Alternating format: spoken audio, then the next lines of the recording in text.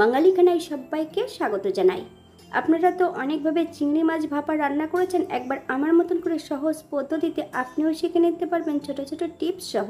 তবে এখানে আমি একটা জ্যান্ত কই মাছ কেটে রান্না করব।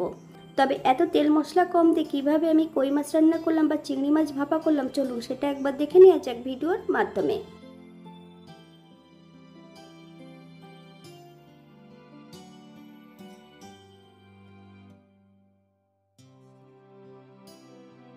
আজকে রান্না করব কই মাছ আর চিংড়ি মাছ। প্রথমে আমি একটা কই মাছ নিয়েছি, কই মাছটাকে বেশ পরিষ্কার করে কেটে নিতে হবে। আমি পরিষ্কার করে কেটে নিয়েছি। এই পর্যায়ে হাফ চামচ লবণ, হাফ চামচ হলুদ গুঁড়ো মাছটার গায়ে বেশ ভালো করে লাগিয়ে নেব।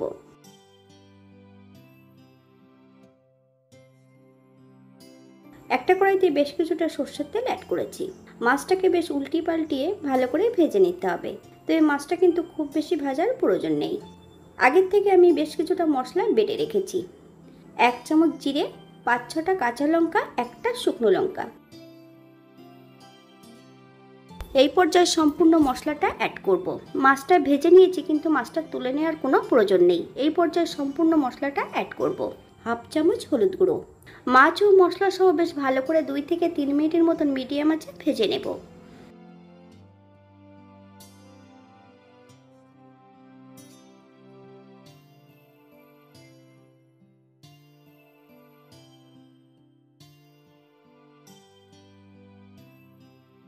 এই পর্যায়ে অ্যাড করব হাফ কাপ জল, 4-5টা কাঁচা লঙ্কা। হালকা হাতে নেড়ে চেড়ে 5 থেকে 7 মিনিটের জন্য ঢাকা দিয়ে রেখে দেব মিডিয়াম আঁচে।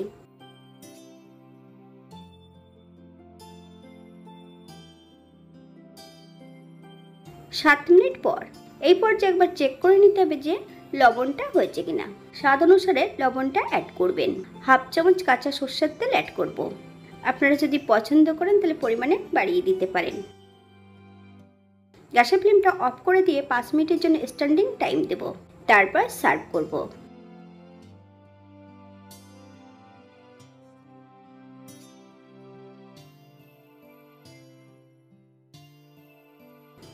এটা দেখতে যেমন ভারী সুন্দর হয়েছে, এটা গরম ভাতে খেতে কিন্তু অসম্ভব ভালো হয়েছিল।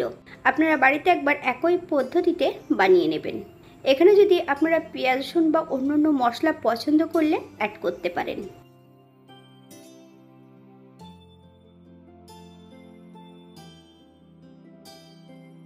আজকে দ্বিতীয় রান্না চিংড়ি মাছ ভাপা। চিংড়ি মাছ ভাপা করার জন্য এখানে আমি বেশ মিডিয়াম সাইজের বেশ কিছুটা চিংড়ি মাছ নিয়ে নিয়েছি। তবে চিংড়ি মাছের সম্পূর্ণ খোসাটা পরিষ্কার করে নিয়েছি।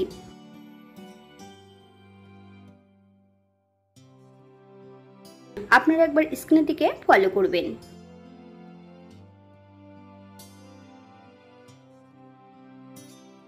এই পর্যায়ে হাফ চামচ লবণ আর হাফ চামচ হলুদ গুঁড়ো, বেশ কিছুটা কাঁচা সর্ষের তেল মাছের গায়ে লাগিয়ে নেব। 10 থেকে 15 মিনিটের জন্য মাছগুলোকে রেস্টে রেখে দেব।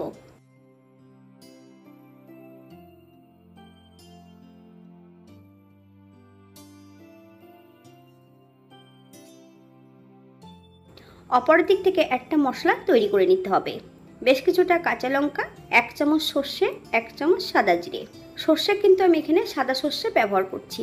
এর থেকে আমি অর্ধেকটা লঙ্কা বেটে নেব আর অর্ধেকটা লঙ্কা কিন্তু গোটা দেব।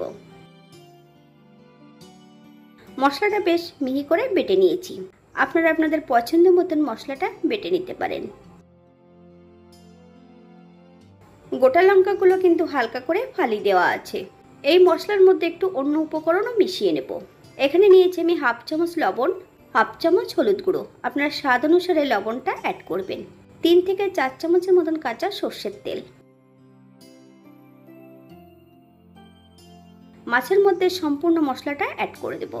আপনারা একটা এয়ারটাইট টিফিন বক্স নিতে পারেন। আমি কিন্তু এখানে একটা বাটিতে নিয়েছি।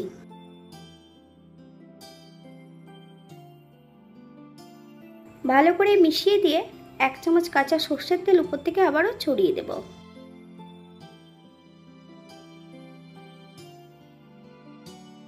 একটা কড়াইতে আগের থেকে বেশ কিছুটা জল গরম বসিয়েছিলাম। জলের উপরে কিন্তু একটা স্ট্যান্ড দিয়ে নিয়েছি। আপনারা একবার স্ক্রিনের দিকে ফলো করবেন। 15 থেকে 20 মিনিটের জন্য মিডিয়াম আঁচে ভাপে রেখে দেব। 20 মিনিট পর 5 মিনিটের জন্য কিন্তু স্ট্যান্ডিংয়ে রাখতে হবে। বাঙালি রান্না ঘরোয়া উপকরণ দিয়ে আপনাদের যদি রান্নাগুলো পছন্দ হয় তাহলে চ্যানেলটি সাবস্ক্রাইব করে দিয়ে পাশে থাকবেন।